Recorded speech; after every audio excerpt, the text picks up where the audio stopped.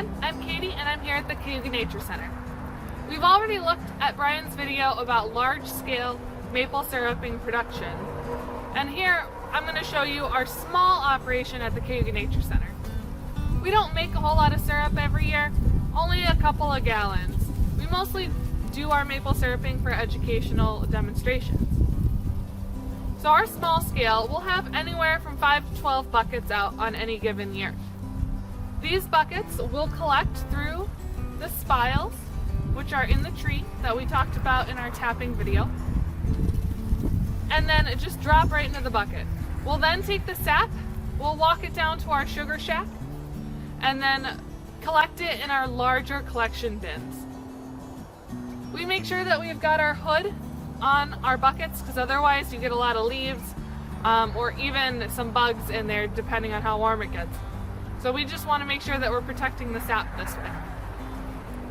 When the weather is good, so that means under freezing nights and above freezing days, the trees can really start flowing with sap. And so we'll check the buckets once or even twice a day those days.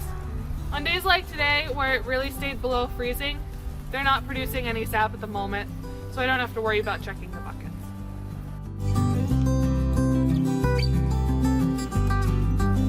Here is where we'll boil down the sap. This is a relatively small scale operation, so once again, this isn't something that's feasible for commercial use, but is really great for families, educational demonstrations, or any individual just looking to make some maple syrup. In the center is where the fire will be lit, and we keep it burning as hot as possible. It's encased on 2 sides to keep it nice and hot, with a chimney in the back, and we'll leave the front open for stocking and for airflow. On top, we'll put our large evaporator, and that's where the sap will sit, with the fire boiling that sap and evaporating the water, heightening that sugar concentration to make maple syrup.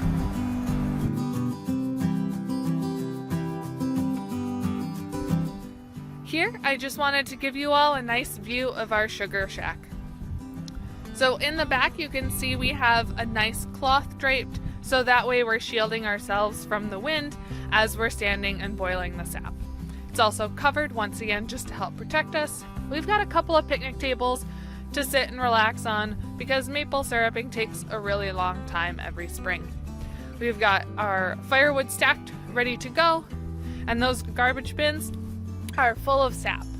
We keep it really simple and collect our sap in there because they're easy to transport and really easy to clean. Thank you all for joining me as we talk about maple syrup making, and I hope you join us on Instagram Live and other social media so that you can do some live check-ins as we